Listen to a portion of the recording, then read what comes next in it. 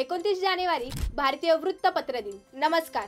29 जानेवारी 1780 रोजी भारतातील आणि आशियातील पहिले छापील वृत्तपत्र हिकीज बेंगाल गॅझेट प्रकाशित झाले। ते जेम्स ऑगस्टस हिकी या एका आयरिश माणसाने सुरू केलेले साप्ताहिक इंग्रजी वृत्तपत्र होते। त्या काळात वसाहतवादी भारताचे केंद्र असलेल्या कलकत्ता येथून हे वृत्तपत्र प्रकाशित होत होते। त्यानंतर आणखीन एक प्रतिस्पर्धी पेपर इंडिया गॅझेट प्रसारित झाला। बंगाल गॅझेट स्पर्धेला उभे राहू शकले नाही आणि लवकरच ते व्यवसायातून बाहेर गेले। 23 मार्च 1782 रोजी त्यांचे प्रकाशन थांबले। अल्पयुषी असले तरी हिकीच्या बंगाल गॅझेटने नंतरच्या शिक्षित भारतीय सुधारकांना अधिक गंभीर वसाहत विरोधी आणि राष्ट्रीय भावनांसह स्वतःची वृत्तपत्र सुरू करण्यासाठी प्रेरणा दिली। 18व्या शतकात Calcutta gadget, oriental magazine of Calcutta इत्यादी अनेक वर्तमानपत्रे प्रकाशित झाली। 1822 मध्ये सुरू झालेले बॉम्बे समाचार हे आशियातील सर्वात जुने वृत्तपत्र अजूनही छापले जाते। बॉम्बे टाइम्स 1838 मध्ये सुरू झाला आणि तो टाइम्स ऑफ इंडिया म्हणून चालू आहे। आज भारत हा जगातील दुसऱ्या क्रमांकाचा वृत्तपत्र बाजार आहे। देशात इंग्रजी आणि इतर विविध भाषांमध्ये 1 लाखाहून अधिक प्रकाशने आहेत। वृत्तपत्रांनी आपापल्या परीने स्वातंत्र्य लढत आणि स्वातंत्र्यानंतरच्या देशाच्या प्रगतीत माहिती आणि ज्ञानाचा प्रसार आणि विविध मुद्द्यांवर